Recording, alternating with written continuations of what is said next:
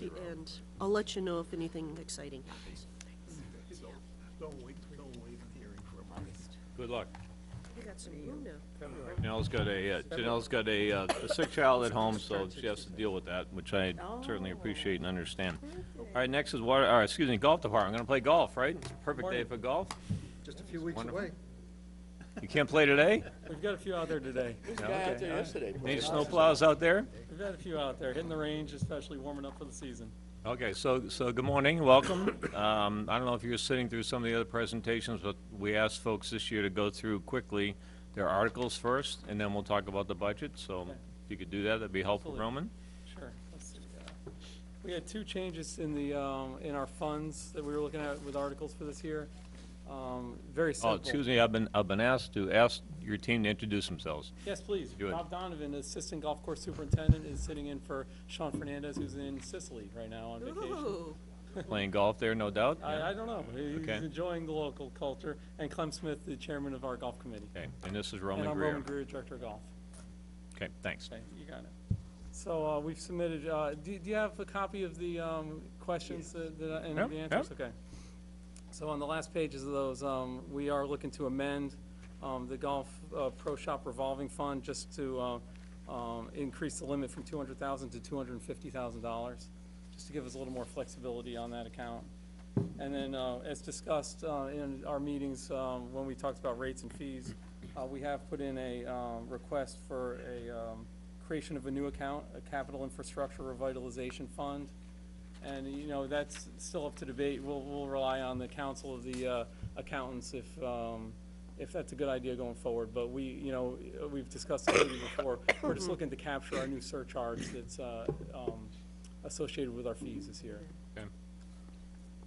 And that was the changes to the funds. We also have two articles. I don't know if you want me to discuss those. Yep.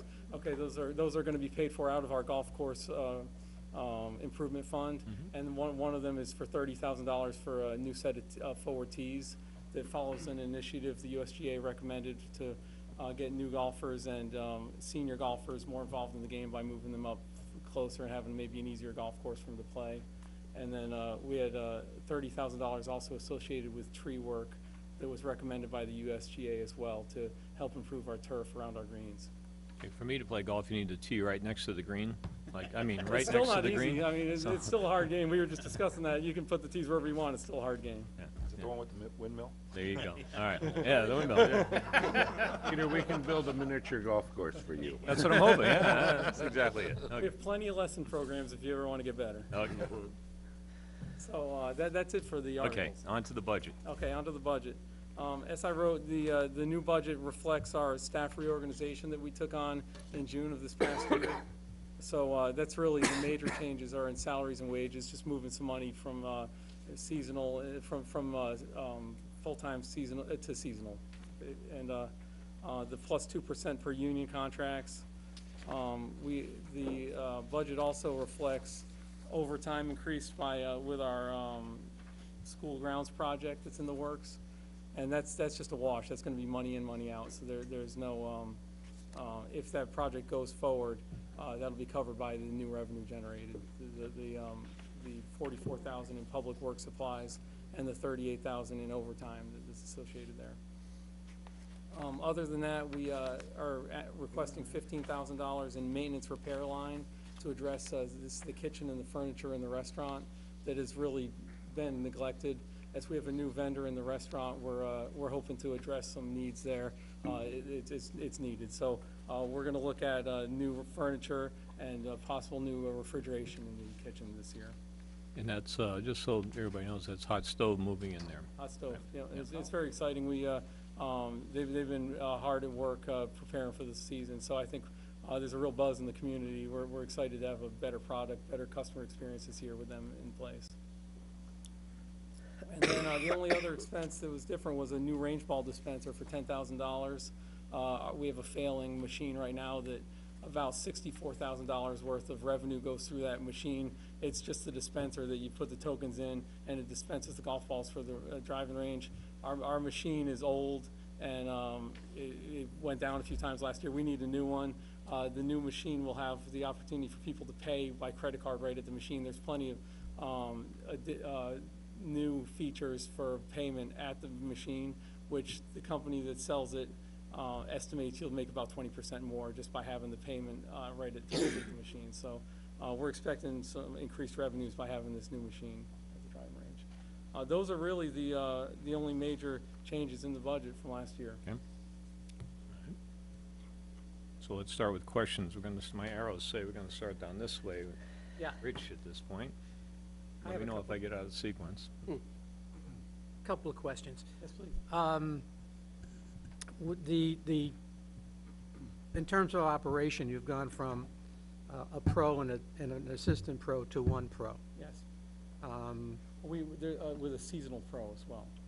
There's a, our restructuring last year, the staff, we brought on a seasonal 6-month pro. It's the golf operations, seasonal golf operations manager. Okay, so that's the terminology you're using Yes, for the assistant, for the seasonal pro. yes. Okay. Are those the pros that give lessons, or those? No, that's, what we have is we've licensed out the golf instruction to Bob Miller Okay. Golf Instruction. Myself and our seasonal pro are also available for lessons, but we do much less than the licensed teaching pro. Okay. What is the, and I'll let you answer. No, Okay. fine. What is the definition of ground schools project? The ground schools project, that's the project that we've been asked to submit a proposal for taking care of the school athletic fields and the field in front of the school as well.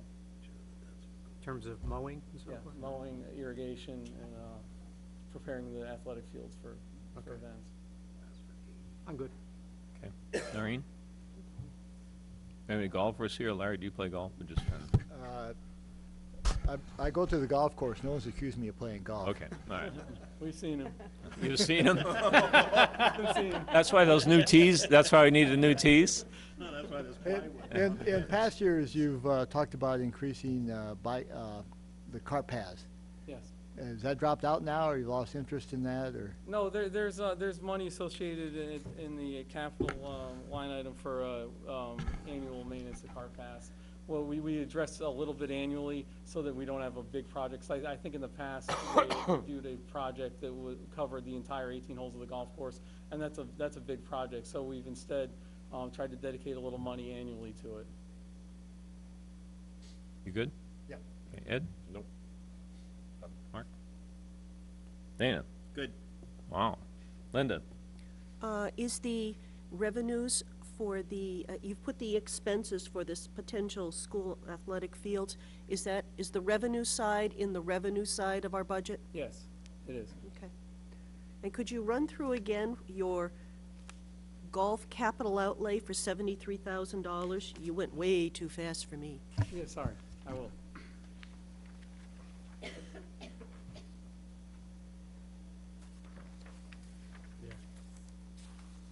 So, $73,000. That's an increase in $10,000 over last year's request. The $10,000 is for the range dispenser machine that I mentioned. Right. What's the rest of the 73? Yeah, we've got a T-work in there for $24,000. That's general annual maintenance to our tees. $24,000 also associated with cart path renovations, which, as I just mentioned, we do that annually, an annual upkeep of our cart paths.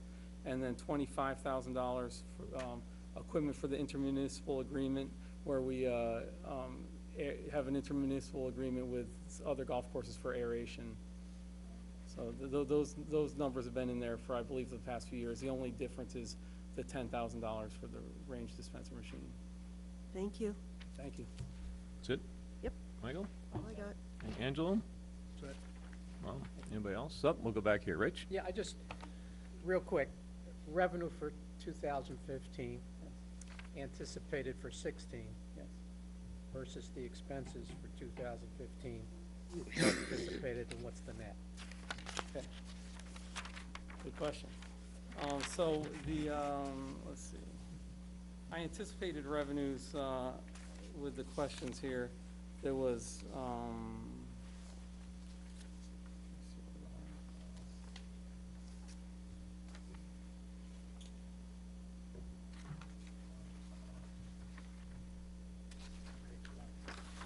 you have it with your electronic copy? Page one down Yes. the bottom. Oh, I'm sorry, there it is, and it flows on to the second page. So that's the recap of the anticipated revenues for FY '17. That was based on the actual numbers for FY '15, and then reflecting the changes in the fees, the new fees were given. And the rounds of play? Rounds of play are, we did about 48,000 rounds of play in the calendar year 2015. Compared to, It was up about 1,000, 47,000. Anything else? You good? I'm good. Anybody else? This is too easy. We're getting. Well, Go ahead, Ed. Come on, Ed. I'll just a comment. In years past, with the Harwich High School, there had been a long-standing, I don't know if it's a tradition or practice, that the golf staff did some maintenance of some of the athletic fields, and at no pay. This, with what's being proposed now, the school district will be paying the costs, and it's in recognition of the superlative job that your grounds crew do in growing grass. Right. Nobody does it better. No, I agree. I thought all along, we have, you know, it's a town asset, Sean Fernandez and Rob, we've got town experts on turf grass, and so it seems a natural that they're used on the athletic fields. And you have all the equipment, so Yeah. it doesn't have to be duplicated. Right. Okay, Mark, did you have a question? When do you open for lunch? The hot stoves lease kicks in on April 1st, and they're hard at work. They'll be ready to open, so please stop down and check it out. Okay, and since we have a couple minutes here, how about any update on the solar aeration of the pond? No update. We've been working with the town administrator on a plan for this upcoming year. We're gonna, if I remember right, the plan going forward is just aeration and working the levels of the pond to decrease the algae bloom. That's what we're gonna do in the spring. It's gonna be mostly through air compressors aerating the. Oh, okay. Yeah, we that's how decided to kind of change the way we do the practice to see if we can get similar results by just changing the way we do things. So instead of $50,000, I think the aeration, putting the compressor on and the air is closer to like $5,000. We're saving a lot of money by doing it. So it's potentially a fairly It's good more of a savings. proven- The information is off to the lab, but I guess the lab takes 4 or 5 months before the results come in. 4 or 5 So, months? Wait, 4 or 5 months. It goes to UMass Dartmouth, Oh, okay. so it's a academic institution doing it. All right, Rich, Yeah, the golf course is paying almost $73,000 a year debt on the building. When does that come off? 2020, roughly. I think that. So you got 3 more years left, basically. Well, 4, okay. that'd be time for a roof or whatever. Well, that's a critical, Yeah. that's always been a critical piece of any of their expense analysis, and also in terms of capital outlay, in terms of capital requests. You talked about, we talked about maintenance of the cart paths, but the original plan was all new cart paths, and then it comes to debt service again. So I just wanted to make sure that, I think that's your biggest piece of debt service, is almost $75,000 Yeah, on the building? on the building. Yeah. Yeah. I just, That is. and knowing that it's coming off is a good thing. Okay. And does Sean Levy and his team do any maintenance on that building for you? Yeah, they do. He's gone through the building this winter, and he's got a good plan going forward. We have nothing major upcoming. Okay. Yeah, I mean, there's another, I'm sorry, there's another 200,000 for bunkers and the irrigation system too. Right. So we're talking about 300 grand almost, just in debt service. Okay. Ed? And as my memory serves me, all of those debt services are paid out of the tax levy. I believe so. Yeah. We seeing more and more ladies playing golf these days? Now we opened it up to Chatham and whatnot. It was a little bit stagnant last year. The Chatham memberships actually went down 23. We're in the middle right now of an early membership drive where I think we're tapping into some nice opportunities to really get the word out to Chatham, because we got the impression that we maybe didn't get the word out well enough in the past. So we're trying some new methods this spring with an early membership drive to get the word out to Chatham. I think we'll see that number increase. Okay, and maybe you just want to give us an update on, I know you got a plan at least in place about trying to get young kids or younger folks involved in the sport of golf, I guess I would Absolutely, just sure. describe it. So- No, I think the town should take a lot of pride in the junior programs we have going on at Cranberry Valley. We've got both the girls' high school team plays there as a home golf course, and the boys' high school team. We're running PGA Junior League at Cranberry Valley, which is the biggest junior golf program that's being pushed by the PGA of America. So it's really the most successful program in the history of the PGA of America as far as getting kids involved. It's a Little League model where they wear numbered, same jerseys that are numbered on them, and it's inter-course matches. It's really fantastic. We're so identified with it even after our first year being involved in it that we hosted the Northeast Regional Championship for the PGA Junior League last year in Harwich, which was fantastic. And they've asked us if we would consider doing it again this year. So that may be another event that comes to Harwich this fall. We also are offering all summer junior classes at the golf course, as well as after school in the spring. So we have a lot of programs going on. I was, not to ring my own bell, I was awarded a nice award by the New England PGA as the New England PGA Junior Golf Leader of New England for last year. So they're recognizing what we're doing at Cranberry Valley. It's being recognized in the community. Good, thank you. Any other questions? Just Yep, one. go ahead. Can Larry and I, can we qualify for the junior Yeah, right. yeah. lessons? Charlene wants in on it too. We have a spot for you. We have a spot for you there. All right, everything I hear about the golf course, people really, and I don't play golf, but people really appreciate what that course is and what it means to this town and how wonderful it is to play that as a golfer. That everybody has great comments about the course itself and quite frankly, the individuals and the people they run into that work on your team to make that golf experience special. So we're really looking forward to the hot stove coming over and providing some great food service. We dealt with the liquor license a couple of weeks ago, so that should get done.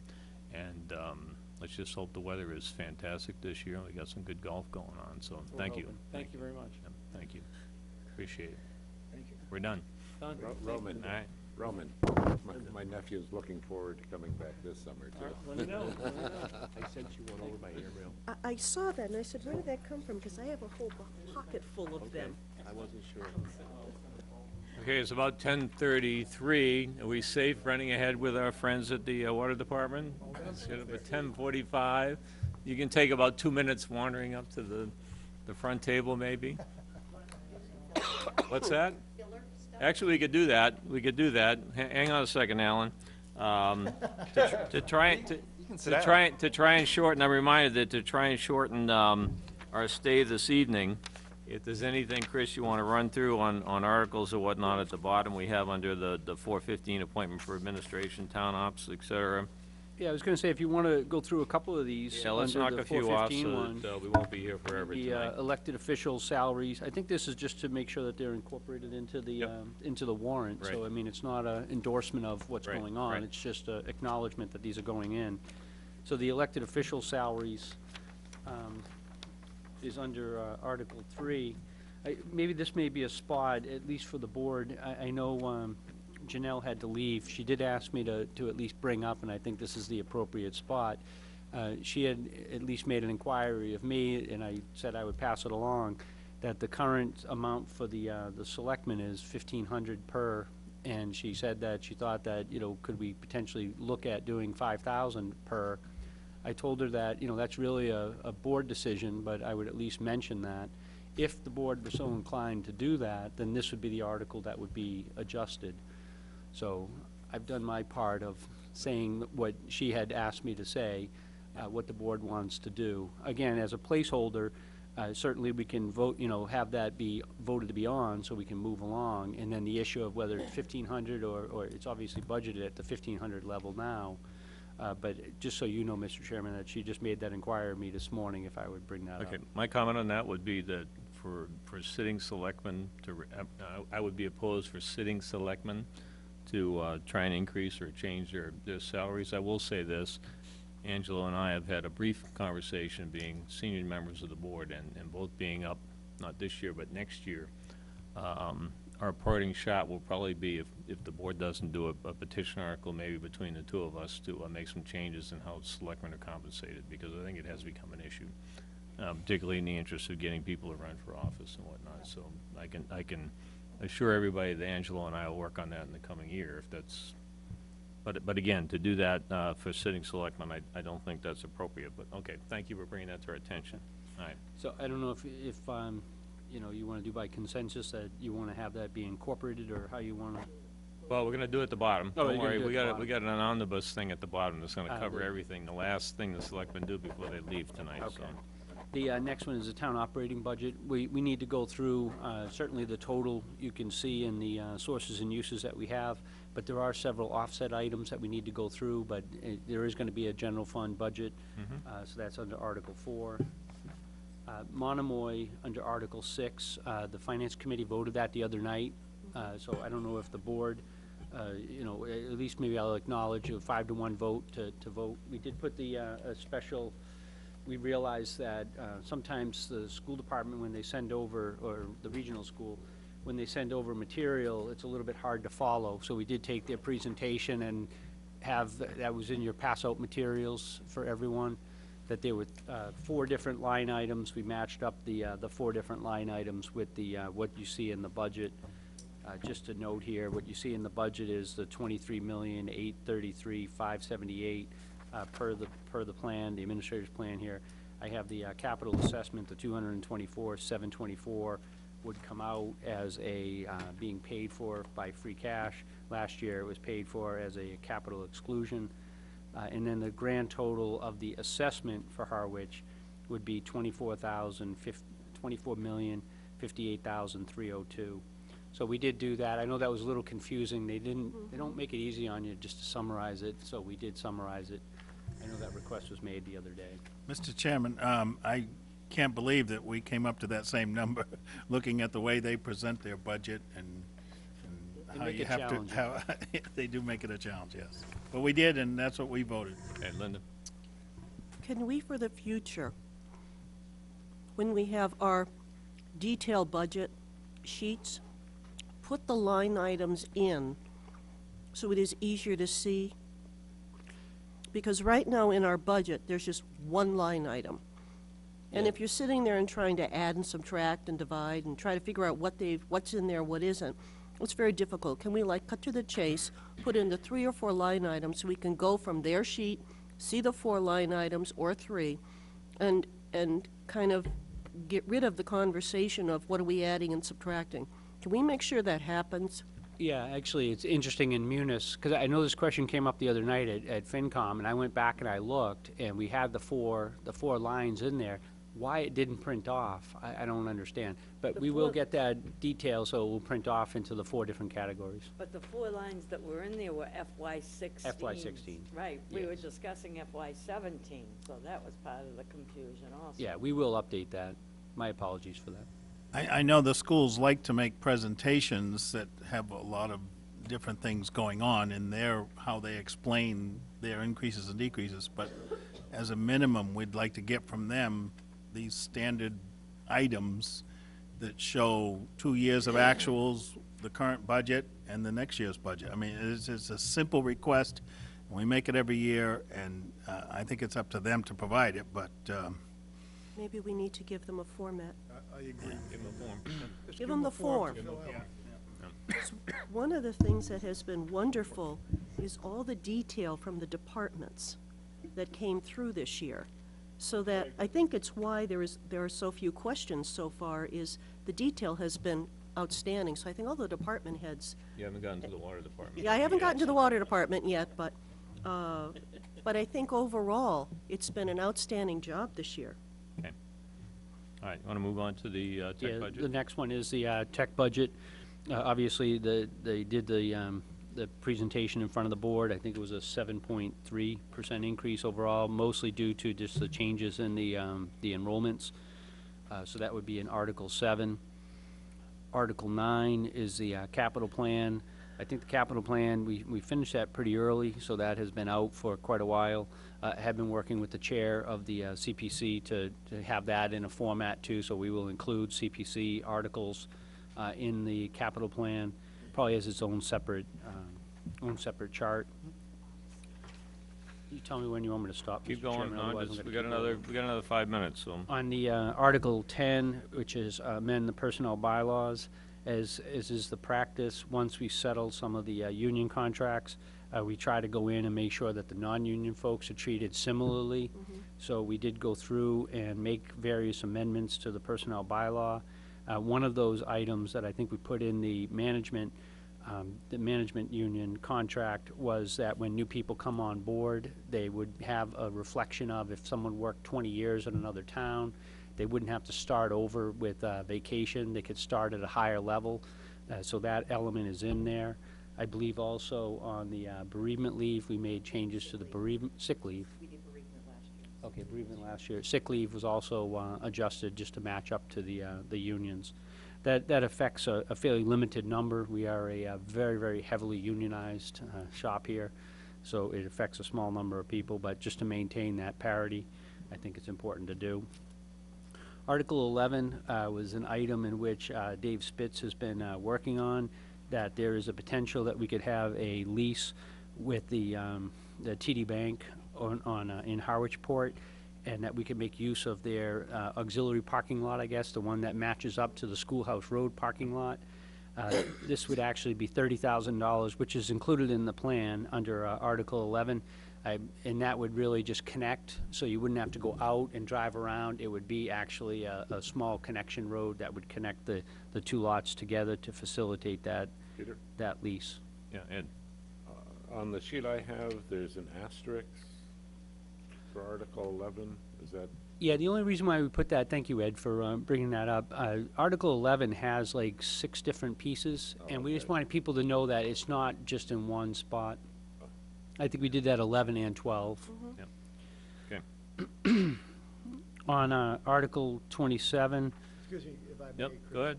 On the 11, is the 30,000, is that for the lease or is that for the extension?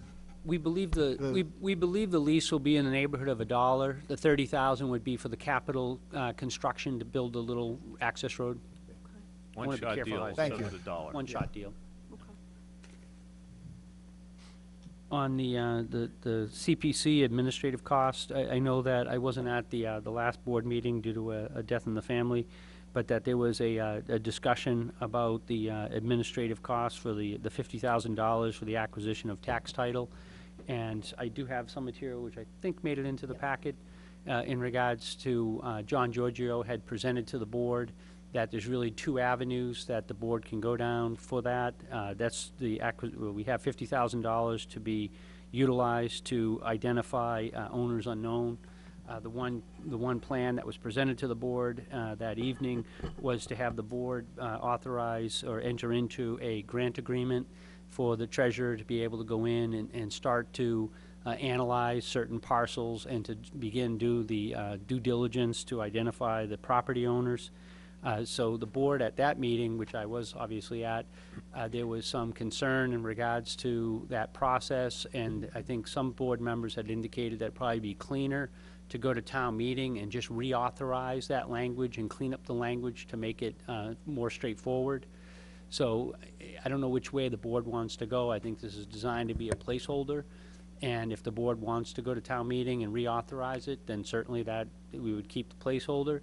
If the board was comfortable with what John Giorgio had done and just do a grant agreement, then you wouldn't need town meeting action. Yep. So I think that's kind of, depends on where the board is in terms of that. Okay, Lyndon, and after this one, we're gonna get to our water friends. And I think that from the CPC's perspective, having sat through these discussions, that their druthers are just to bring it back to CPC and have, as an article, and have them spend the money if it's appropriate. I do know that at the last, the presentation from the CPC on all their articles, they have not voted this article at all. And Right. so I think that, that was mentioned at the time. So this is not a CPC article, and the board cannot spend CPC money. Yeah, no, that's So I correct. think that, I think that it would be more appropriate for us to not have this in the special, in the annual. And I know that CPC will be meeting after we close the annual town meeting warrant. and sign it, that it goes into the special if they decide one way or the other. Because I think there is some discussion as to whether this is one article or two. So they're still under discussion with this, so I think this is premature to put into the annual. Even if we IP it, and it ends up in the special, every time we put something in the annual and we IP it, and the same article or something slightly different shows up in the special, it's all kind of confusion. So I guess I would think that we would want to just eliminate this, one, because CPC has not voted on this yet. All right, So we'll therefore, circle we back. can't have it in there. We'll circle back on this when we deal with it again. Hang on a second, Jack had a question. Basically, the same point that Linda's making, that all CPC articles must come from the CPC, and they're the only group that bring forward articles at town meeting, so. Yeah. It's from that We're point. merely trying to create a placeholder, Okay, Angela, Okay. whatever direction they Yeah, want to head. ju- quickly, we gotta move on to the Just water budget. quickly, I think it should go to town meeting and not be done through a grant if they go forward with it, because of things that are going on with the Right, but you- Charter Review Committee and But whatnot. it sounds like you wouldn't have a problem taking it out of the annual and put it in a special if it comes No. up as a No. topic, so, all right, we're ready for the water, folks, come on forward. Turn on the taps. So when we go to vote at the end to put articles in, just hold on to the You just say, we're not including it. Yeah, no, just remind me at the end, that's all I'm just saying, we get this. What's that rusty water tank over there you wanna show us, huh? That must be Dennis or something, we don't have any of those in this town, do we? Sandy actually ran down, she entered all the details in the munis budget last night, so she's printing that off, so everyone can have a copy. Okay, so I don't know, good morning? Let me do this, first off. Yeah, Use the microphone, Alan. Microphone. Jeanette and Gary couldn't be here this morning, Sure. conflicting. They wanted to come next week, but then I had conflicts with others on this end. Dan couldn't come, and so we decided that we'd excuse them today. So, we're glad you're here. yeah.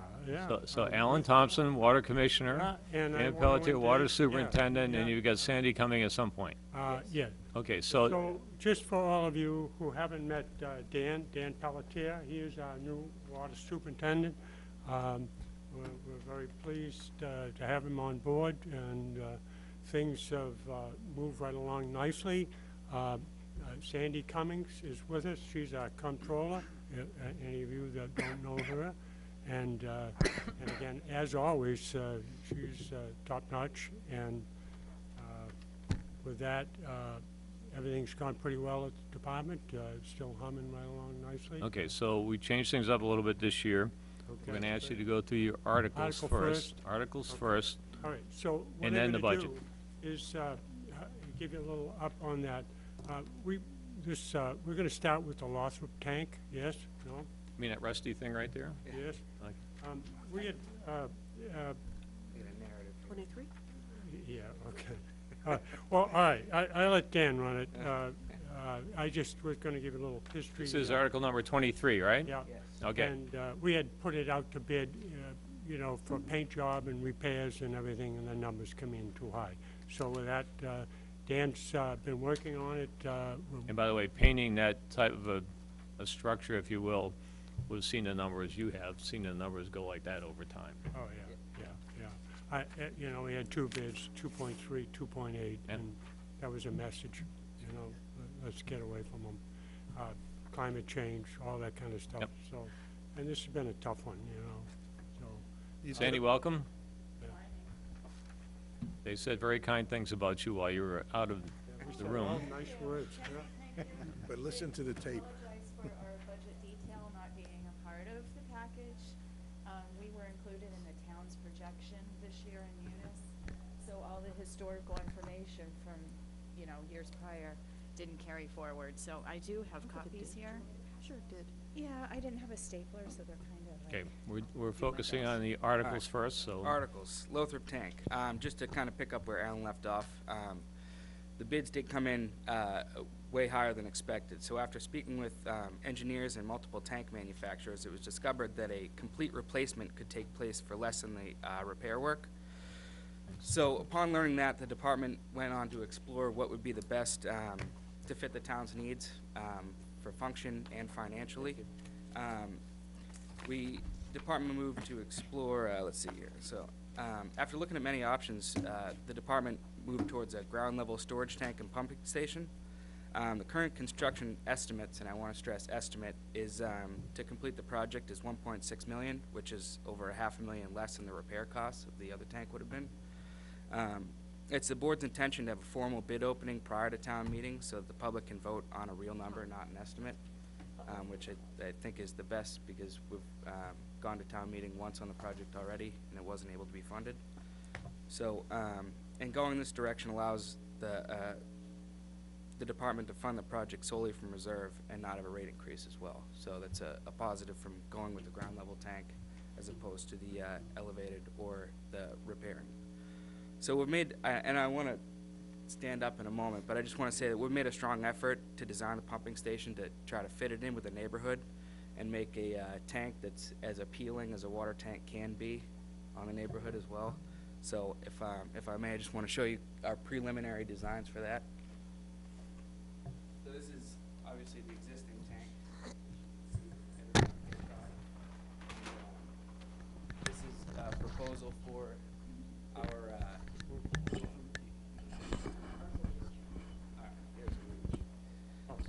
so this is a proposal for the pumping station, which will house the pumps that pumps the water out of the ground level storage tank. And this next picture is actually a tank I visited up in Raynham or Randolph, one of the R towns. But this is the architectural style that we're going with for the newer tank. So if I'll move on to the next article. And Can I? Rage. I think it's critical that in the article, get rid of the word rehabilitate, because people are gonna think that you're fixing this thing, and you really, I mean, you're. Replacing. Well, the bottom line said replacement versus rehabilitation at this point is more cost effective. That should be replacement instead of rehabilitation. It's critical.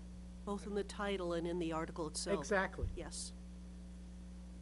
Yeah, I agree. I think this article language is a old article language, No, the article language is fine, the title. but the motion, yeah, replacement. Yeah, I Yeah, got you. replacement is critical, because people don't know what, yeah, no. people don't know what you're doing. Are you at some point, maybe you have it now, but have you looked at any change in the energy it takes to run these pumps now versus what it would take in this situation? Yeah, I have done a quick analysis, and I spoke to a bunch of different communities that have these types of tanks and pumping stations, and what I got from every single one of them was it depends on how you run it. But a good way to kind of come up with a rough estimate would be take a good producing well, and that would be close to what your electrical cost would be. So I took our annual cost for the new well 10, which was about $25,000 a year, and it would take about 83 years of electrical cost to make up the difference between building this tank and rehabbing the other one. So I think it's a pretty good. Yep. That works. Isn't there also some pumping costs in having an elevated tank? The pumping costs with an elevated tank are directly out of the ground. So, and then it gravity feeds out of the elevated tank. Yeah. So once you move it once, you're not moving it again with a pump, so. Okay. It's 179 feet on the elevated, and it's 38 feet on this new style. Big difference. So, Go ahead, Larry. Is the water pressure the same? yes, I actually did isolated and shut the existing tank off, and we did fire flow tests throughout town to ensure that the pressure and flows would remain the same, so they are. Okay. All right, I guess I'll move to the next one, the request for funding for an excavator. The department is looking to purchase a larger excavator for the fleet. The larger excavator will be able to handle a larger payload and allow the department to conduct small infrastructure projects, which will assist in keeping the rates down in the future. The excavator can be transported on and by the existing department equipment and staff, so we won't need to purchase any trailers or anything else with it. One of the main things the acquisition of the excavator would allow us to do is tackle our 2-inch water main problem, which is in the more dense parts of Harwich Port. Water mains of this size are not ideal for fire suppression, and there are currently 60 roads with 2-inch water mains, totaling 104,000 feet which is about 11% of the pipe in the ground for the entire town. And the cost of replacing this water main by subcontractors through the traditional bid process would be over $14 million in today's cost.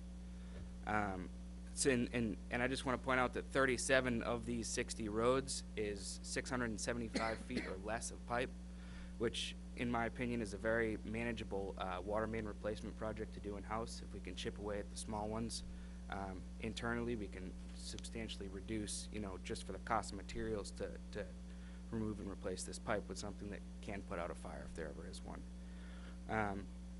Another project that we'd be able to do with the larger excavator is also there's a bunch of areas in town where the pipes bottleneck, which it'll go from a 16-inch main to a 12-inch main back to a 16-inch main. Those sort of things have an impact on flows and creates friction loss within the pipe. So it's another thing that we would be able to tackle that we won't have to outsource. The existing excavator we have has about 4,000 hours on it. It still does have good life left in it, but it is being overworked, and it's causing us to be, making repairs on it. So if we can fund a bigger excavator, I think it'd be a big all-around good thing for the department and the town. So. On the full excavator too, we want to hang on to that because in some instances, putting in home water services, this machine will fit in someone's yard where a larger one wouldn't. So we think it will do all right in that capacity. No trade-in? Yeah. Okay. All right, and you got the SCADA system software? Yeah. So the existing SCADA system is the program by National Instruments called Lookout. The program is no longer supported by the manufacturer, which means National Instruments won't be putting out any security or operational updates, which does leave us somewhat vulnerable to cyber threats. In addition to the software, the PLCs, which is the programmable logic controllers, which actually interpret the data locally at the pump stations, the analyzers, the chemical feed systems that transmit it to the SCADA system for us to monitor and adjust, are also between 10 and 15 years old, with the exception of the Cahoon building and the new water treatment plant. So, and those have a design life of about 10 years. So, in addition to that, another component of the SCADA system is the radio communication from station to station. We've been having issues with that in the last 6 months or so. We get comm failures, receiving old information. So all of those things combined are put together to make up the SCADA system. So to date, we have done we've had an engineering firm in to do a complete system analysis of our existing conditions and put together a proposal and a cost estimate to replace our SCADA system and software, and that did come in at around right at what I expected was the $300,000 mark. So. Okay. All right, let's move on to the budget. All right. Which, by the way, is Article 8, so. What's that? I said it is Article 8. It's Article 8. Yeah. So you did all receive the questionnaire, so I'll kind of, I'll try to skim through this. Well, not skim through it, but touch on all of it. So to get the FY17 budget, we did take FY15 actual expenditures and reviewed every line and adjusted them up or down, depending on with what our spending was, or raised some that I'm sure you saw for our anticipated spending for FY17. The new, in salary and wages, we did add an additional line item for $43,745 to account for additional overtime for flushing after hours. In recent years, the department flushing program was adjusted to do flushing operations during normal business hours. The impacts of this are reduced flushing rate and overall less effective flushing. Because of the recent contract negotiations, we were able to cut the salary and wage line, so it remained pretty much neutral, the overtime amount, to conduct flushing after hours. And the salary and wage category did see a total increase of 9.8%, which can be attributed to the reclassification of 4 positions. The long vacant assistant water superintendent position was filled, and 2 equipment operator positions were vacated and reclassified as an operations foreman and a distribution operator mechanic. The department also has a distribution labor position that received an adjustment in the pay scale. The distribution labor position has been one that we have had difficulty maintaining employment. So what we did was increase the pay scale, and we're going to adjust the job description to request a more seasoned person to fill that spot. So that's the salaries and wage category. The in our expenses, we did add a $50,000 line item for irrigation cross-connection survey. And the water department rules and regs, we do have a provision for the testing of irrigation backflow devices. And having a proper backflow device in line prior to the interconnection to the water supply is extremely important to public health and safety. And it's believed, after talking with the plumbing inspector, that the existing database that we have is not correct. He believes that we're going to find a lot more irrigation systems than we have on record.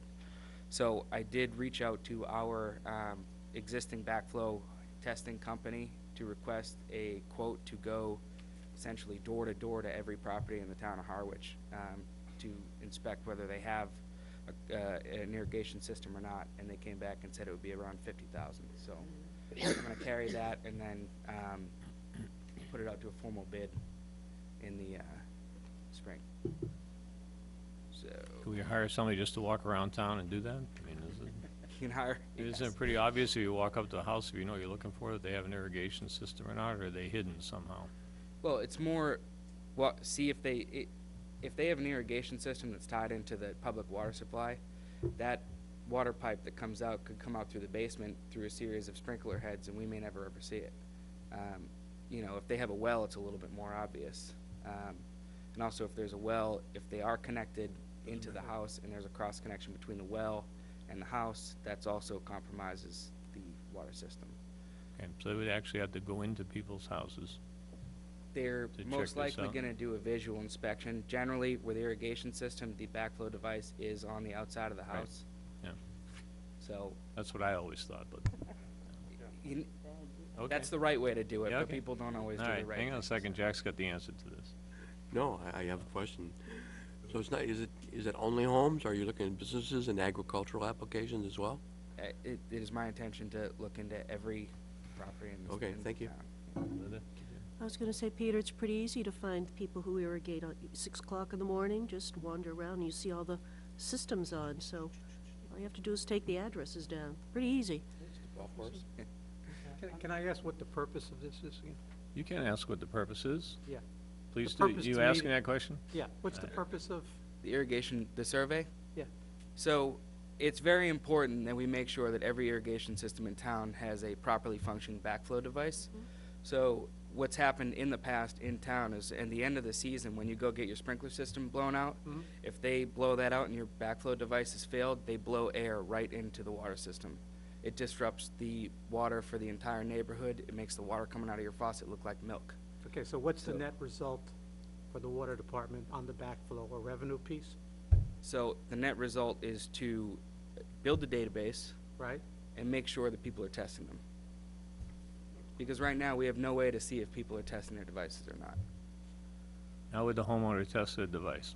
They will call up Water Safety Services and have them come down and test the device. How It's got to often? be a licensed backflow tester. To test the device, it needs to be done annually. Wow. And you're gonna get a revenue out of this. I mean, this is something that's a state law. I mean, Okay, but the question is this, I'm being facetious, is this a $50 thing or a $100 thing or a $2 million thing Right for now, for the a cost, homeowner? the For a homeowner? cost to us from the backflow testing company is $39. 29? 39. $29. And there is, work on our end above and beyond the $29 that we're directly billed. Chris? Yeah, Mr. Chairman, this issue is I think, a more significant issue. Actually, when I was down in the interim superintendent, that there was a gentleman came in and they blew out the irrigation system. It didn't have, it must not have had a backflow preventer. It put air into our system. And then these guys are going around, the department personnel, because people get that hammering sound in their homes when the water, has an air bubble in it. So, I mean, not only does it an air bubble, but what other kind of bacterial things can get into. Fertilizer on people's lawn as well. I mean, that's not anything It's I more want of an to issue than just, money. It's really a quality of system and how do you protect the public safety or the public health of the community. Okay, Linda, you had a question? That was going to be my question was, isn't there also an issue with the backflow protectors keeping out not only the air, but any kind of, germ, debris, et cetera, that then impacts the quality of the water, which we're already spending money trying to keep clean, and this kind of defeats that purpose. So isn't that another really significant, that sanitation health issue? Absolutely.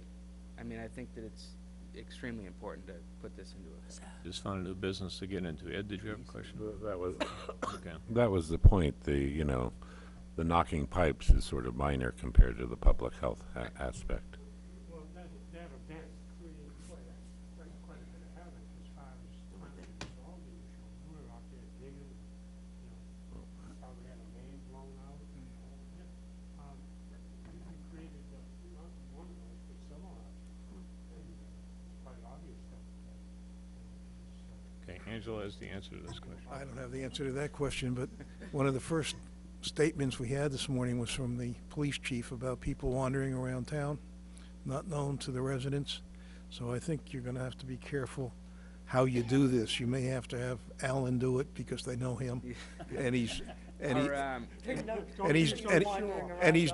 driving a town truck and Yeah, we have, so you have to be careful about who you get. Half the people would shoot them. All right, let's get back to the budget. all right. On to the budget. All right. Let's see. So, all right. Next one was that we added an expense line for costs associated with the repair performed on the service type protection plan. So right now, as you probably all know, we offer the service type protection plan, which is kind of an insurance plan for your water service. And up until now, if we did do a repair under the service type protection plan, it was just funded out of our, our waterworks materials line. Mm-hmm. So now we've actually broken that out so we can track our expenses that we incur for the insurance policy, so. How many folks have signed up for that program, do you know, roughly? About 800. 800, yeah. Not as many as we'd like, but we, Yeah. every signed time up. we bill, we Yeah. get another Okay. batch of. Rich has a question. No, I'm in. Oh, you're in, okay, all right, in. keep going, all right, keep going. All I'm right. in. And the backflow, that's me. The expense category, so that saw a total increase of 14.8%.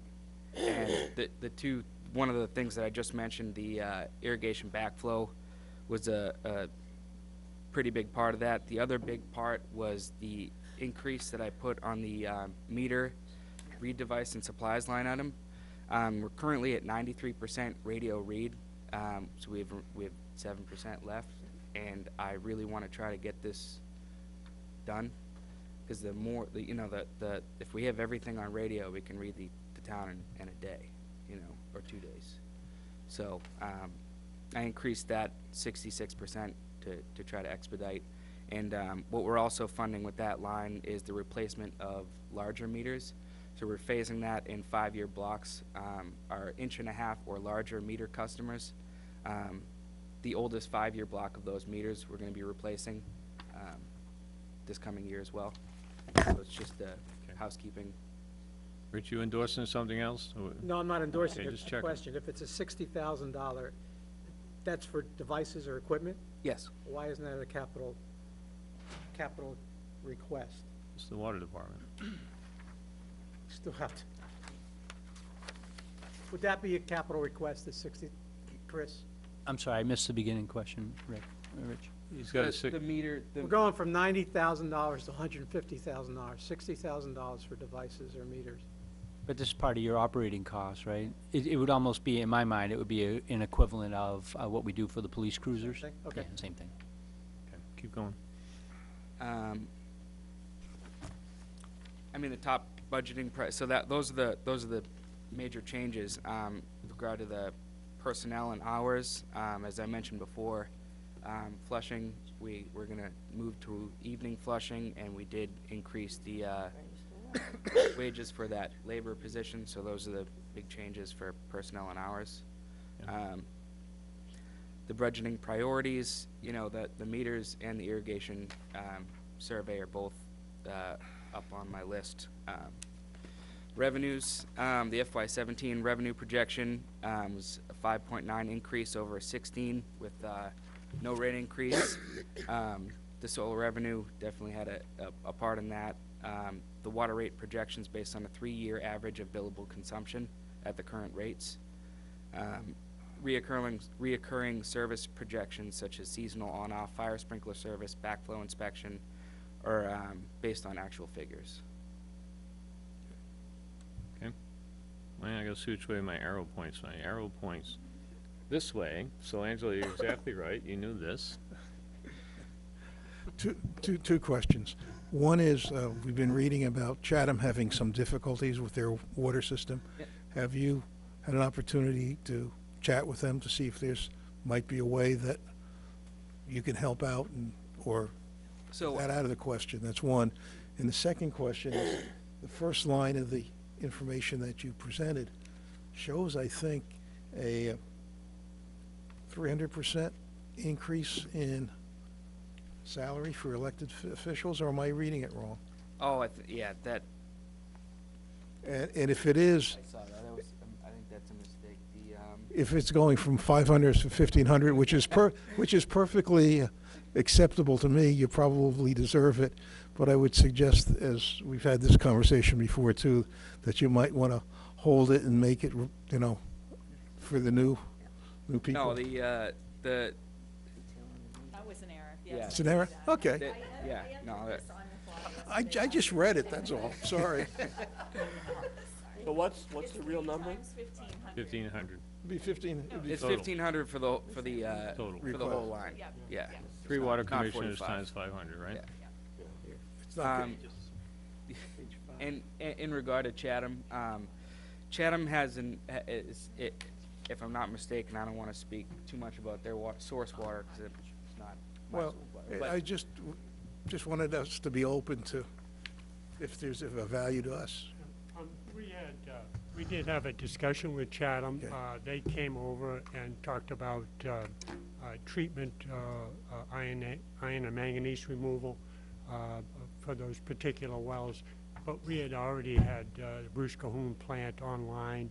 It was kind of, the time was just too far off to really make a difference. So they have 2 wells that have that issue. They also have one well that shut down totally because of the landfill. And that's a whole different treatment process. And so they went out to bid for a treatment plant and were short funding. So I expect that their plan is to move ahead with that, fund it. But the other thing is issue they're having is their totally withdrawal rate. Their daily withdrawal rate has gone up substantially. So I see in the future, I don't know where they'll put a well, but most of the wells are in our neighborhood. You know, we're down on that part of, Depot, off of Depot, and just over the town line, several of Chatham's wells are. But all said and done, whatever it turns up. All right, we gotta move on with this. Michael, do you have any questions? Linda? None for me. Dana? My favorite subject, 16-inch mains. I know we talked about not doing them until we were ripping up roads for sewer, no, 16-inch. for sewer lines, and now I look down on 28 and all the side roads, and we're ripping them all up for gas lines, and I just wondered if you guys were trying to tie in with them at all on what they're doing, or you don't even look at it? We have been in communication with National Grid for the gas project, and one thing, because they're going to be doing curb-to-curb paving after the project's completed. And one thing that we have been in discussion with them about is replacing the water services to every property along that stretch of gas main, so that during the road cut moratorium, we won't have any leaks of water services in there, so that is something that we have looked at. Haven't discussed anything with 16-inch mains with them, but 16-inch is a big nut. I mean, it's we start talking millions when we're up there.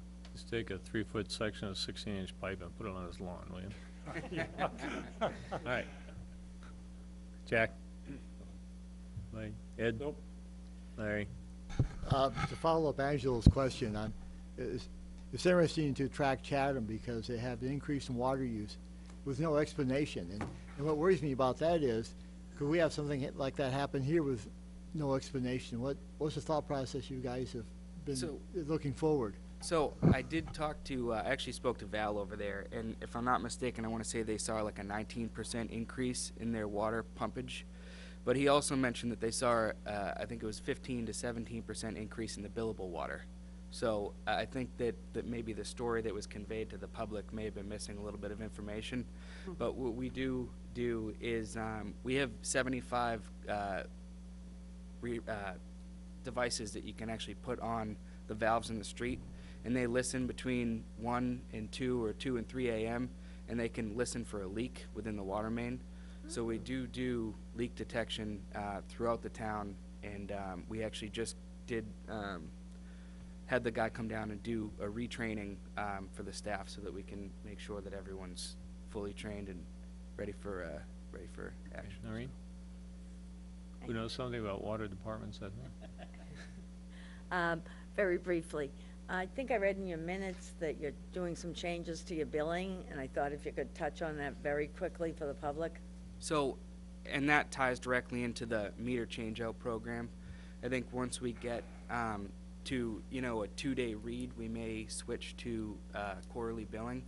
What this will do is allow us to, I think we'll get a better response for people paying their bill because it'll be a smaller bill, but we'll also be able to track if there's leaks. Right now, we only bill twice a year. So if you have a leak and we don't read your meter for 6 months, you got a water flowing, right into your septic system, and it all needs to be compensated for.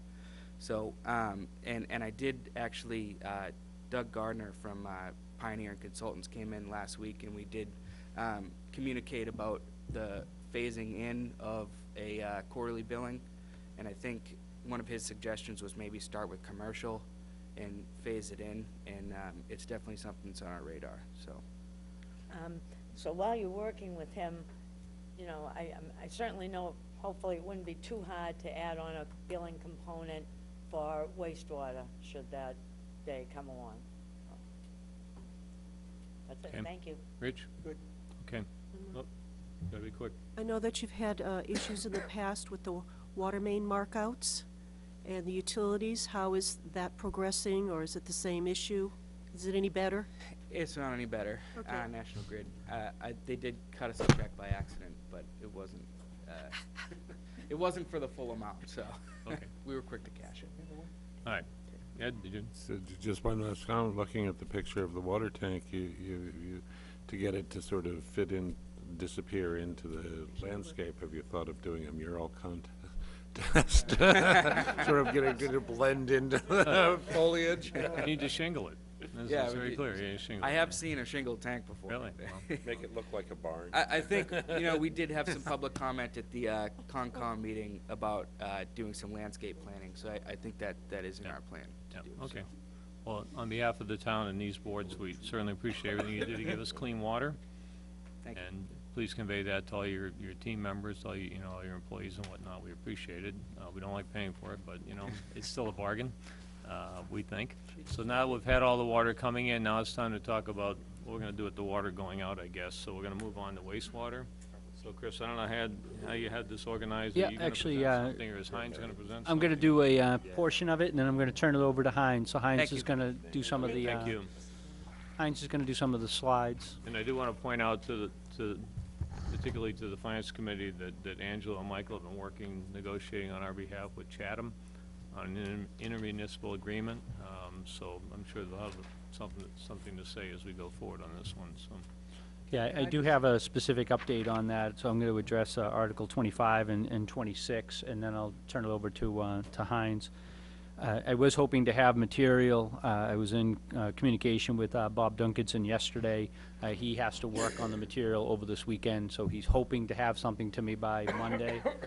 What he's planning on doing, just so people realize, is that we had originally talked about doing an MOU, which would then lead into an IMA. MOU is a memorandum of understanding that then you recraft and call it an intermunicipal agreement, IMA. Yeah, excuse me, just for the record, Bob Duncanson is what I would just call the wastewater guru over in Chatham. So he's the guy that runs their facility and is responsible for all that stuff, so.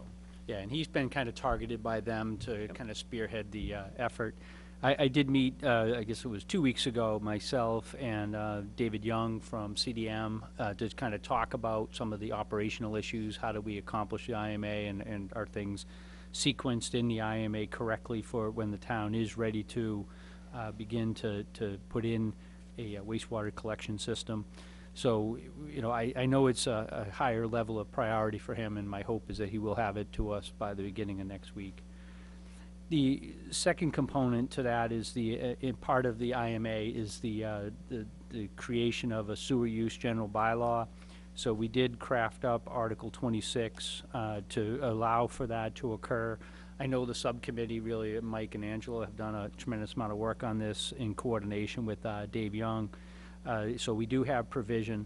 I do want to make sure, or at least highlight to the board, that under Massachusetts General Law, Chapter 83, Section 10, the town doesn't have to do a formal bylaw.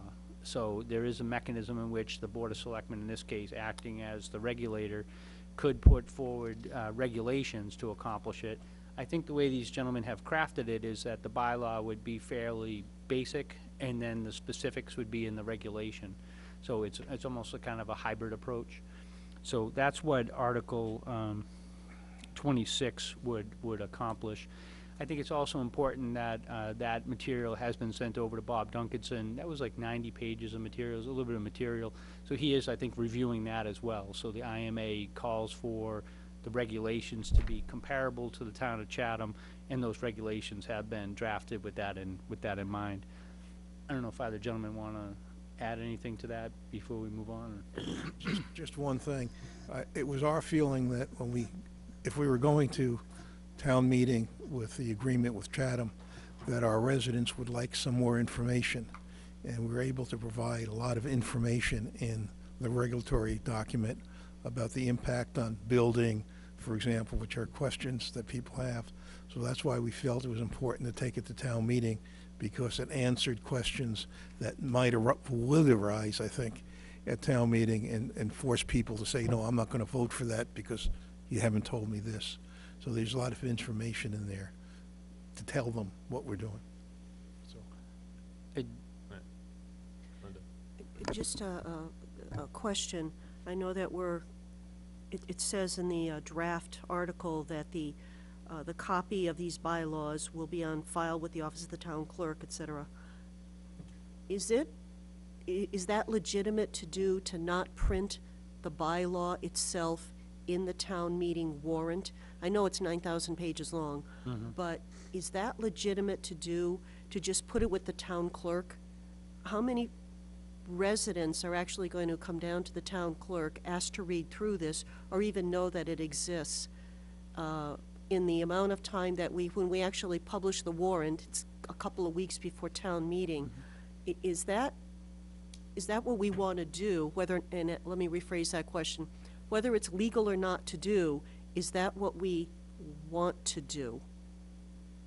Well, in, And I don't know the answer to that question, which is why I'm throwing it out. yeah, in terms of the legal or not legal, you know, I actually asked John Giorgio to draft these 2 articles. So that is it legal to was do to not drafted. have it in there. He- Okay. He drafted them on behalf of the town. How many, excuse me, how many pages is this regulation? Or- Well, It's 56 pages or something. could I make a comment? There are 2 parts of the regulations. There's about 9 or 10 pages of very, I think, key critical data, which we will always be bringing back to town meeting if we want to change them. And then there's another part, which unlike Chatham, is very specific in how you put the pipes in and what you do. All the technical stuff? All the technical stuff, which may be of little interest to anyone. And if one opportunity would be to print I'm gonna say 9 pages. 9 pages. In the warrant, and the rest of it put on our website and those kinds of places for. I would tend to err on the side of caution, and that's Yeah. doing it, I think, doing it that way. The 9 pages Okay. makes sense. And don't hold me to 9 pages, I don't know whether it's 8 or 10, you know. A handful of pages. So we'll ask that question to see, make sure Giorgio is comfortable with that. Okay, hang on a second, what else do you have on that one? Well, just, the only other thing I wanted to bring up, well, I guess, yeah, one additional item. We are planning on having kind of a inter-board meeting in which the town of Dennis did this, where they brought all the boards and committees together to kind of do an informational session. I think in the board's mail this past week, I got the material. We've had a lot of issues with email. This last week has been brutal on us in terms of just getting emails in and out. But we did get that came in, so we will be putting that together probably tail end of March or beginning of April to kind of do an education piece, which I know is something that the Wastewater Implementation Committee has really kind of emphasized. And then just as a lead-in for Heinz, you know, we've come a long way in the process of trying to comply with 208 and what the CWMP is, our Comprehensive Wastewater Management Plan. And we do have some additional short-term hurdles ahead of us. And I just wanted to, we have a presentation in there which is actually fairly lengthy, but I thought that it would be worthwhile to kind of focus while we have people's attention on, okay, where have we been and where are we headed? So that part of it, I thought it would be good for Heinz and Alan, who's a member of the committee, just to kind of go through and give some recognition to what's next. Yeah, okay, so before we get to that, let me get a couple questions. Ed, did you have your hand up before? Yeah, with the bylaw, you indicated there is going to be the sort of general framework as part of a bylaw, and then regulations that could be changed separate from that. And in the presentation at town meeting, what was going to be, you sort of said there was 9 pages and some other, right. Can you, Let me see if the I can 9 cover it. pages, the bylaw? There are like 9 pages of the regulations, which parallel very much the Chatham regulations. Then Chatham will tell you they made a terrible mistake, because then they got very specific into all the little requirements that are needed over time. And what they've had to do every year is go back to town meeting with several different changes. And the suggestion that we've made, and they concur with, I think, is that the second part, it's not going to be of great interest to the public. And what happens is you get to vote on the part that you would be of import to you. And the other part, the superintendent who handles the wastewater committee gets to do it. Yeah, what he's talking about is a combination of, I think, bylaw plus regulations, and the regulations could be dealt with, you know, by the person responsible for wastewater, and not have to be brought back to town meeting every 5 minutes when I something think that's changes. also some of what they're talking about in that extra 40, 50 pages is things Okay. like, the pipe will be 2.73 inches wide, At a and we slope will of use, this, at a slope of this, and we will use this vendor, and we will use the red-colored wire. And I think that Chatham made the mistake of that, because if the wire is no longer done and they have to have blue wire, they have to go back to town meeting. So the regulations you're talking about are basically implementing technical specifications? Absolutely. Okay. Absolutely. And I think making that clear that the regulations are that rather than there's any sort On two of, not separate having things. any of the sort of policy growth issues. The policy issues are all in the first Okay, 8 Noreen, pages. did you- I heard something mentioned about an educational piece, but just in general, is there any need or desire to have public hearings on either of these issues prior to town meeting? Sure. Should be lots and lots of discussion about it, no doubt. Yeah. But, I mean, I thought it might be nice to have a public hearing, Yeah, yeah. you know, Yeah. booked on the records, so. I don't disagree. right. Exhaustive public Okay, so you hearings. want to move on to the wastewater? Are we going to do a presentation or? Yeah, actually, yeah, one thing I probably should, I realize that, you know, we deal with this every day, so it becomes second nature, but, you know, why are we doing this IMA in the first place? And I think it's a key component that under the Comprehensive Wastewater Management Plan, it really originally envisioned having 2 plants in the town of Harwich, one potentially in East Harwich and one towards the center of Harwich. And by doing what the analysis in that Comprehensive Wastewater Management Plan found is that by plugging into an existing plant, you avoid the need to site a plant, you avoid a need to get the site assignment done, you avoid the need of construction, so that this really is a win-win for the town of Harwich and for the town of Chatham to make use of a plant that has some additional capacity that we can actually basically buy into that additional capacity and make use of in lieu of us doing 2 plants in the town. So I think that that's a kind of a key component, and why is it a significant advantage for them? Because we would be paying for that cost of us buying into their plant. So I think it has value on both ends of the equation. All right, Dan, you got a question? We're going to have 15 minutes to do this, so. Yeah, I understand, but the question before us is the $9 million. Are we going forward with $9 million request to town meeting, or is it something that's going to be done between now and the meeting, or this is the end of February? Or where are we on the $9 million? Right, and actually, that's an excellent question. I appreciate the opportunity. At this point, there was a range of between 6 and 9 million. They have done an accounting on the Chatham side, and they are going to provide that information in terms of their justification as to what that number should be. But just for the community, also, that high-end number is $9 million, as was alluded to, and is in the capital plan. The idea, too, in it is that if there was a debt exclusion done and it's a borrowing authorization for up to $9 million, it is possible that you could make, as an example, 3 payments of $3 million over the span of 5 or 10 years. So it has to be shown, I think, or communicated to the community that the total cost for the town is right now in the target range of $9 million, but that payment would be made over potentially 3 borrowings of $3 million. And that's strictly, you know, at this point, just to illustrate. We'll see what it comes The out to. answer is, we don't know precisely the number yet, we don't know the time phasing.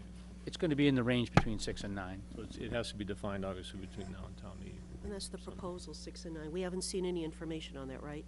No. Correct. Okay.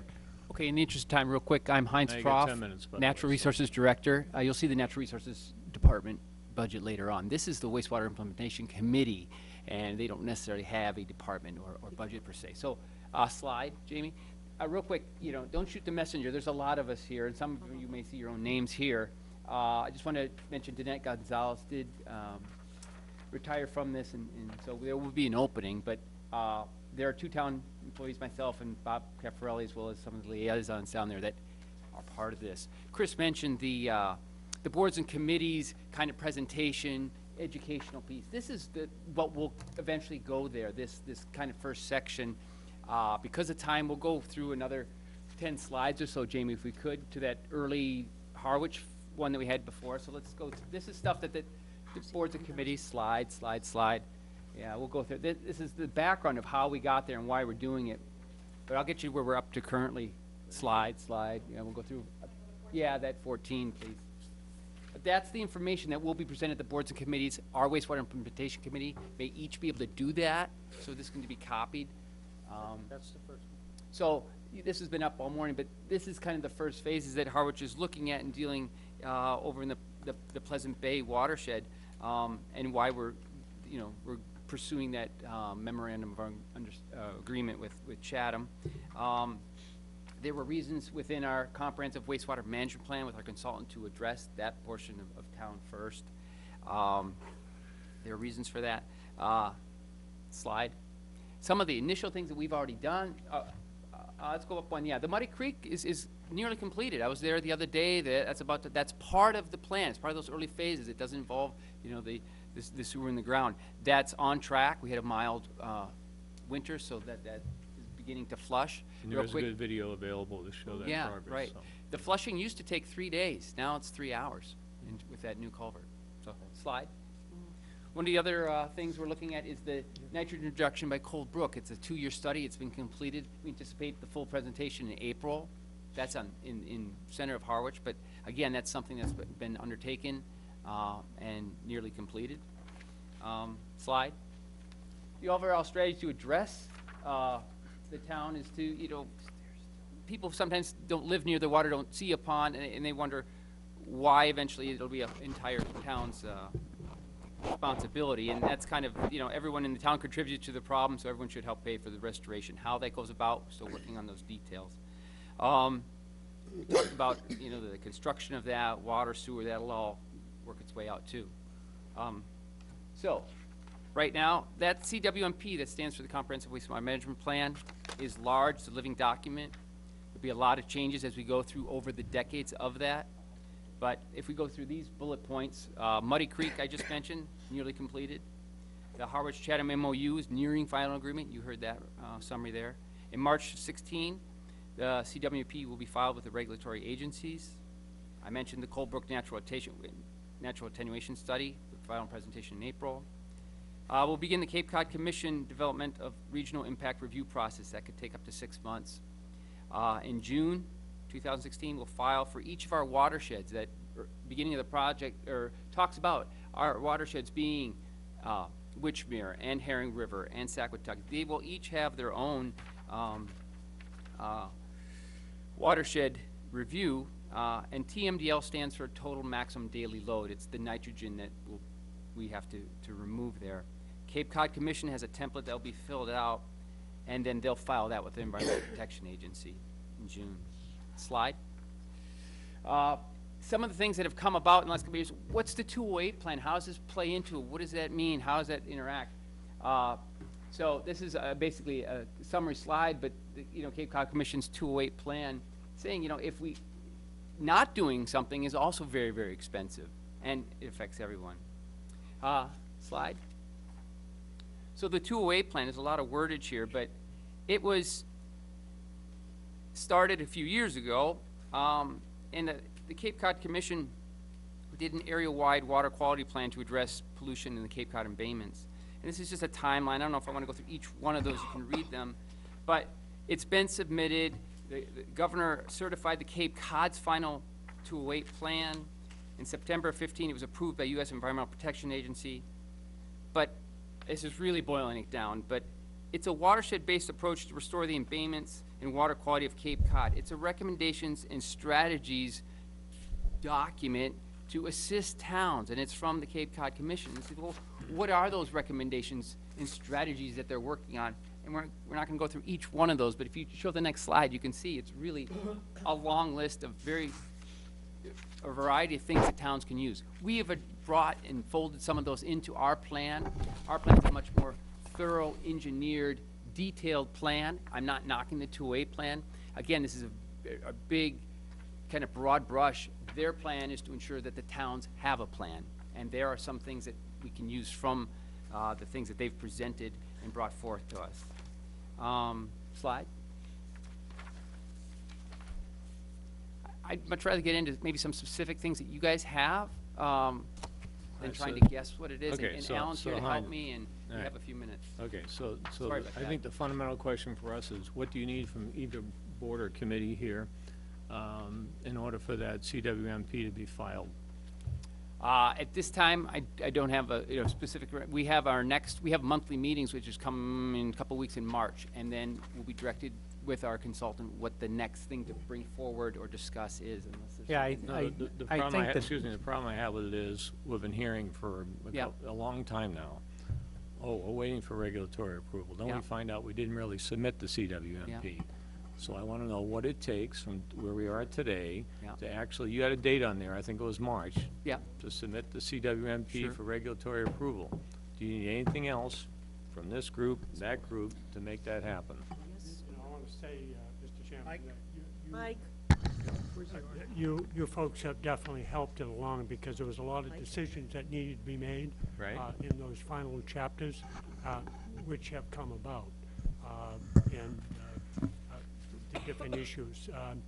And I think the commission probably, and Larry probably could agree, that they weren't really ready to take it on, because they were trying to push the 208 plan and then go on a watershed basis and not on a town-wide basis. Well, in the case of Harwich, we have 3 sole watersheds, which are the harbors, and we have shared watersheds with Brewster, Orleans, Chatham, and on the west side, Brewster and Dennis. So those will be shared watersheds. But a lot of things you've done so far have got us to that point. I think we should be very close to wrapping up. I'm still looking for that final chapter myself from CDM. Okay, I'm just asking, you know, if our board needs to do something, take a vote, Yes. decide something. Yep. I'd rather have it come to us, and if you're gonna submit this thing in March, we need to know pretty soon if there's something, and I don't know what it is, but, Yeah, I don't either at this point, but you definitely will know next month. okay. Larry? Can I just briefly comment that good presentation, you know, as Hines said, they're going through the DRI, the District Regional Impact Statement. But in terms of our act, and we have internal bylaw action you guys have talked about, the MOI that you've talked about, those we should move ahead with. From a regulatory standpoint, the pressure is to some extent largely off us, because the next data point, the next point we have to meet is the end of June date to file an EPA document which shows our progress. It's not related to internal regulations, the DRI and so on. And quite frankly, or not quite frankly, the bottom line is that we're in very good shape. We have a CWMP that will be moving through the process. We can inform EPA of that. We have Muddy Creek, which will show we're moving towards that. And that will be the action that we'll have to agree to, and we'll have staff report. We have to, as a town, file a staff report to document that we are complying with the 208, as Hines says, framework. 208 is not a detailed document. So our progress, what you folks are doing, I think, are right on target, and we can move ahead with meeting the regulatory requirements of the DRI at, quite frankly, at our speed going forward. Mr. I'm sorry. Yeah. Yeah. Why don't you complete that topic, because I want to. Okay, all right, go ahead. Yeah, Mr. Chairman, I was just going to add in, you know, on the watershed basis, under the 208 plan, shared watersheds, that trying to determine who would manage that. Well, currently, the Pleasant Bay Alliance is working on, you know, who's going to clean up what in a shared watershed. So currently, we're hoping to be done before June, but working out just how that's going to play out. Right now, there's some go back and forth between the Alliance and Alliance members and the Commission as to see how that plays out. But it's all very important to that June deadline, you know, that, so we'll have that information. So what we're trying to do is establish a known watershed such as the Pleasant Bay Alliance, and be able to create that format that could be used on other shared watersheds such as the Herring River and other towns likewise where they have shared watershed. So there's a lot to it, and we'll keep you posted as that moves ahead. Angelo? I'm not familiar with the shared watershed approach, Out because of the 208 plan. it sounds like we're doing something over again. But the Dave Young has indicated that if we get the regulations that we are being reviewed now, approved, plus we get in the contract, if you will, with Chatham in line, and with all that information, that he has everything he needs for his getting approval of stuff. So those, So then you're saying he's waiting for town meeting? well, no, he doesn't wait for town meeting. He can get the information as soon as we are in agreement with it. I think, Mr. Chairman, you brought up a very good point. You know, what are the next milestones? And I think there has to be a formal submission. I don't think there has been a formal submission yet of the material that they've worked on. That's what the March date is, that they're anticipating having that be finalized and submitted. The second one, as Larry had alluded to, the litigation that I can't remember the name of the Conservation Law Foundation had, there were requirements in that, and one of the requirements was that in June, there was supposed to be an update provided, a report provided from each individual town, since the 208 plan says each individual town is going to be responsible for their component, of what are you doing and how are you complying. That's what's going to be submitted in June. Dave Young has the ability to put that material together and have that submission be prepared to go in June. So the two next milestone dates, if you want to call them that, is to submit the final report, the March date, and then to have the June report also ready to go to be in compliance with the Conservation Law Foundation. Right, so just to be clear, the March filing is the CWMP going. It's the file formal with the regulatory CWMP folks. filing, correct. To do that, Angela, what I think you just said, the only thing we have to do, or that they're waiting, Dave Young is waiting for to do that, Some information. has to do with information related to the intermunicipal agreement with Chatham and whatever the bylaw or regulations are going to be. And one other point from Dave Young, his very strong recommendation, at least to me, was that we do not take the entire plan to town meeting. And that what we take to town meeting is that part of the plan in which the town has to make a judgment and generally come up with some money. Because when you're dealing with something that's 40 or 50 years in length, I can tell you there's something wrong 25 I'm years just out. focused on getting the plan that we have, or whatever version of it is we have, into the regulatory process. So at some point, whether it takes 6 months or 10 months or whatever, it comes back and says you actually have an approved plan. What a question there, Rich. I have a comment, and I think it's for the taxpayers out there. You know, we've been educated, the people at this table, for a long time on this unique environment, which is, you know, we're addressing legal issues, we're addressing regulatory issues, we're addressing policy issues. What's missing, if I was coming to that to town meeting and I see $9 million, which you want me to vote an article for, we're really missing the financial issues. That there isn't enough information in this package or an addendum to this package that describes the $180 to $220 million overall cost of this system, which impacts the financial, the legal, the regulatory, and the policy. And I think for the average taxpayer, or the average 200 people that are going to show up for town meeting, and you're asking them for $9 million, and it's a piece of something, I think we need to tell them the whole. And I don't see it coming out. And somebody should champion that effort. And that's my comment. Okay, now, I would just say that to my knowledge, those numbers are in this document that's that big. It behooves somebody to dig it out. You need somebody to dig it out, but you need, if you're talking about providing 9 pages of regulatory stuff. I understand, but there is a, just so you know, in CWMP, that document, as far as I know, details what that plan is gonna do to develop, to add up to 180 to 200 and whatever million dollars. And we go back to the thing that not every taxpayer in this town is an MBA who's gonna read No, I know. some document and try to understand what the total value is, and I think somebody should pick up the piece and put it in plain English, what the money is.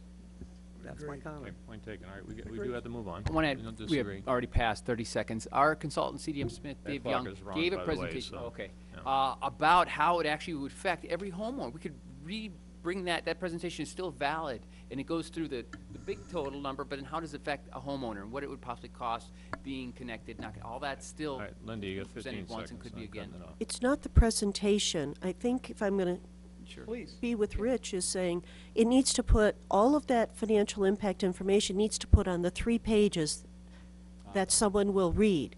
Because again, going through another 27-page presentation, going through the 300 pages that is a CWMP, the average taxpayer is probably not going to do that. So who is going to champion the 3 pages of what you need, facts you need to know that covers all of this? One sheet, two-sided. would be One better. sheet, two-sided. Rich, is that what you're getting at here? Welcome to our world. We I beat understand that. subject to death, trying But to we get it got, out. we gotta boil this down to 2 pages. But you're also asking for $9 million, so to ask somebody for $9 million with no financial impact, it's not, people are gonna say, I don't think so. Okay, thank you. Thank you. All right, moving on. Assessors. All right, Donna, you're in the hot seat for the first time. This is, nervous enough, don't do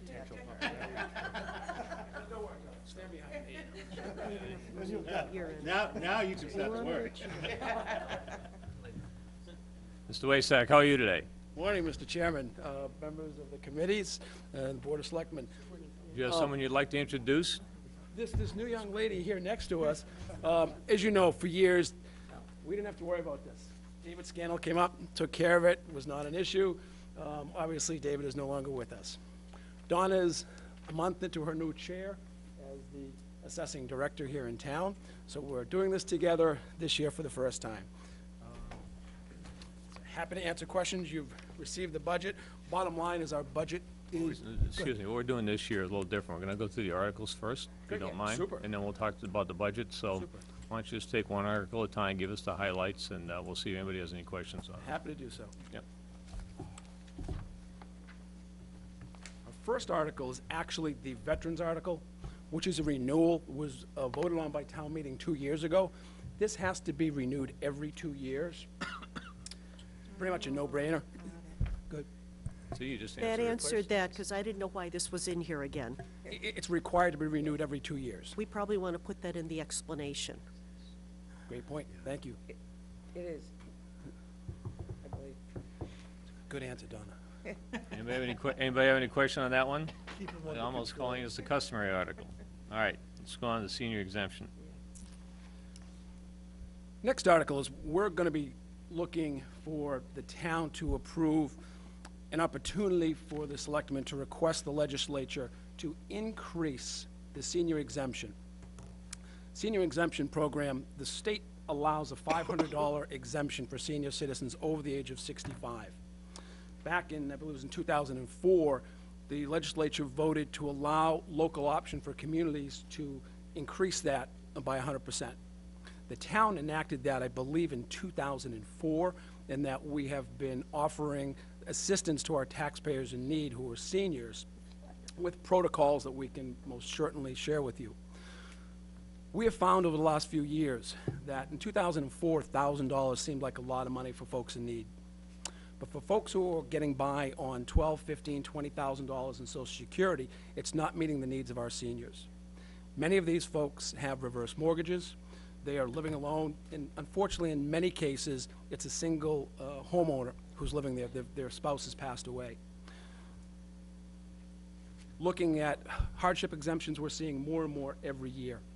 And we have a senior work-off program, and I would be happy to share with some of the stories we've had this year already. Folks coming in their mid-80s, one of the spouses doing a work-off program and not able to do the work-off program because they've been dealing with illness or sickness. These folks are trying to stay in their properties. You know, they've got reverse mortgages, they're working on Social Security alone. We had 5 couples come in the last 2 weeks. Average income was about $12,500 that they're receiving in Social Security. They have reverse mortgages. We are the safety net. And the overlay account allows us to do this, but we found that it's not enough.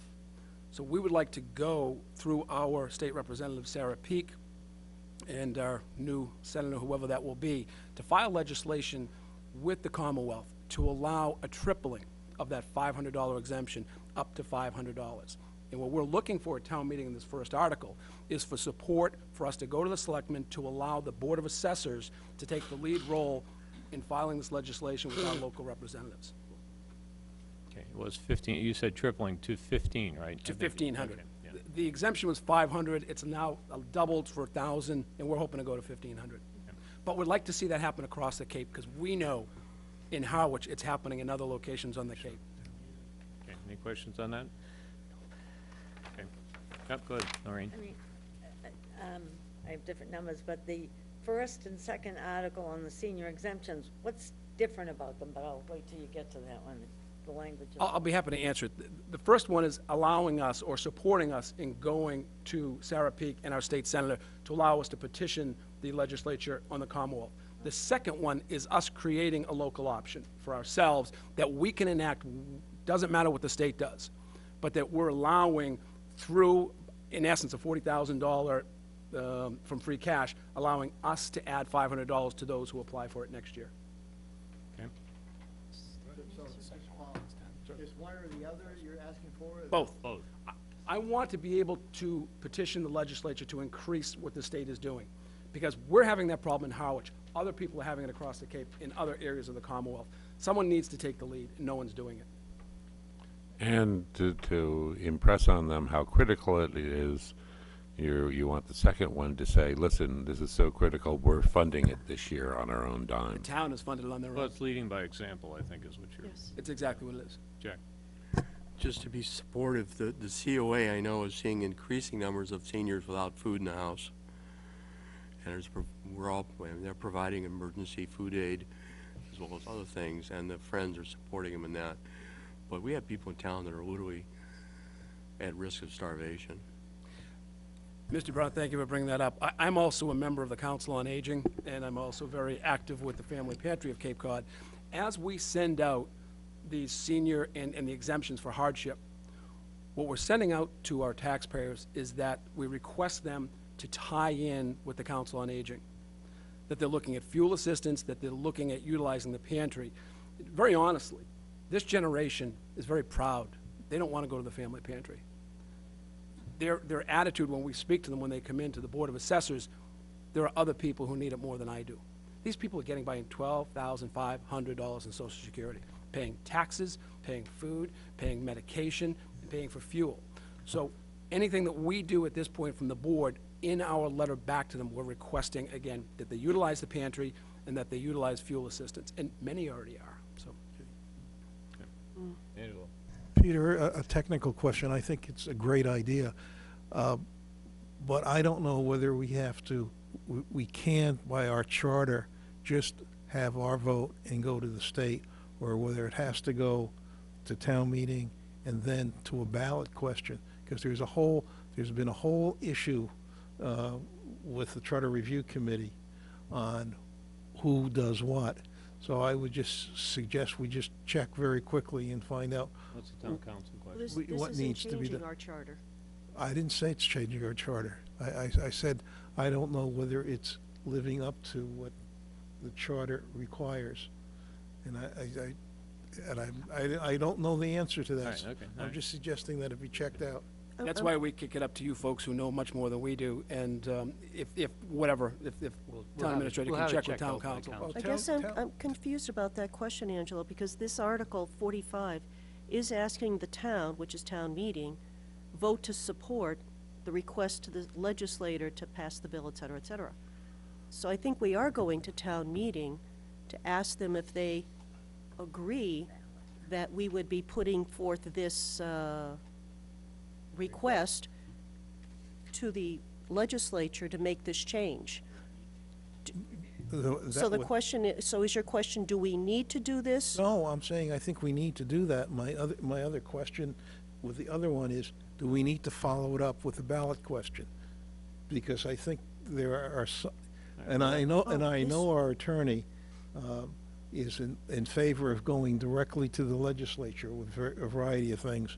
And the Charter Review Committee's interpretation is that's not the appropriate way of going. Chris, That's you, all I'm saying. Just, I think under the statutes, in order to change the charter, there's two mechanisms. You can do the through town meeting and then special legislation. The legislature always has the option, if they think it's warranted, to then send it back and have it put on a ballot, but it can be just accomplished with just the legislature. We did that with the library, I think, 2 years ago. The charter committee has a philosophy, which, again, this is part of the town, has a philosophy that there is a way to change the charter in which you go directly to a ballot. So you don't have to go through the legislature, you can go directly to the ballot. So I'm not sure in this case, I think it may be just a special legislation route, because I don't think it changes the charter. Yeah, because it doesn't change our charter.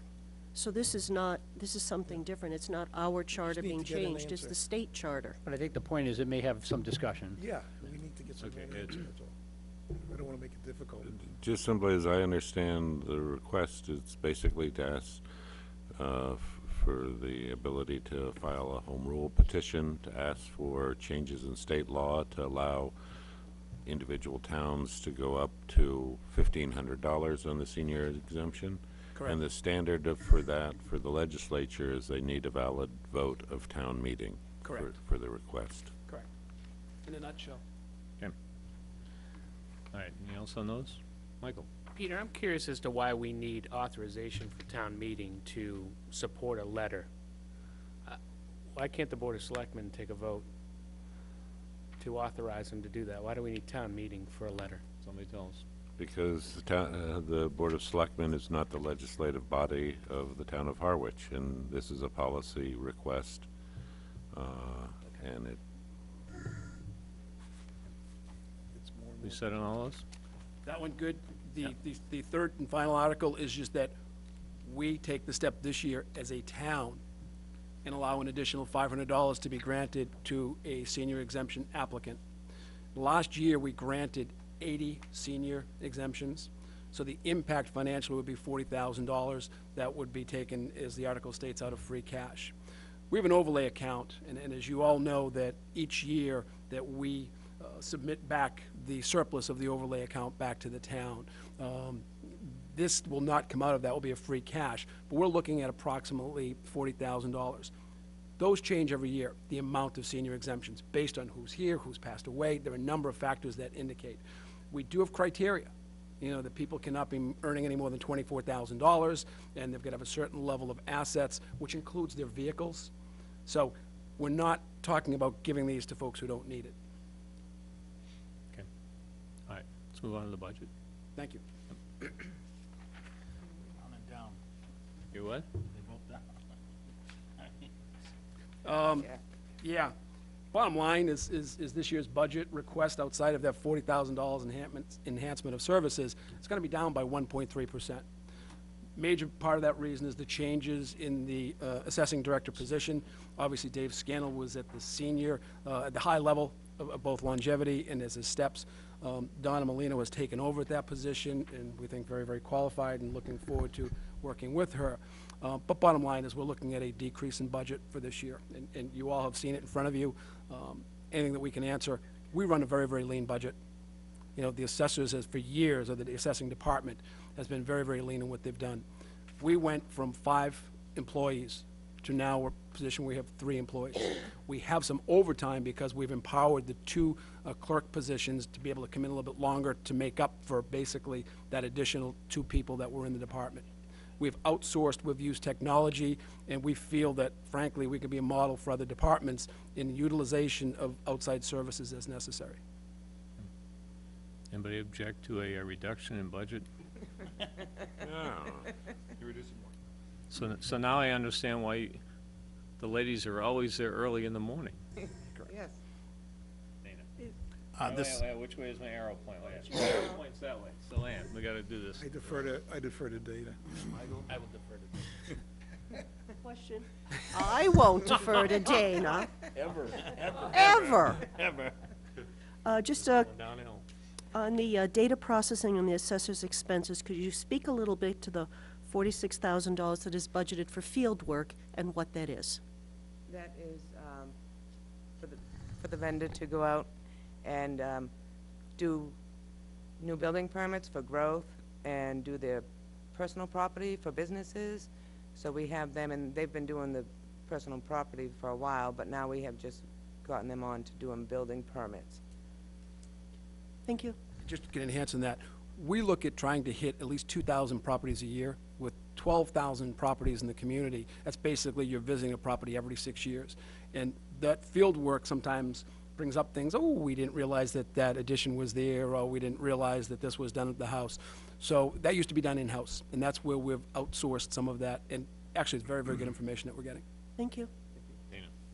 The amount that actually goes into overlay, does that come from the town administrator? Does that come from your group, or?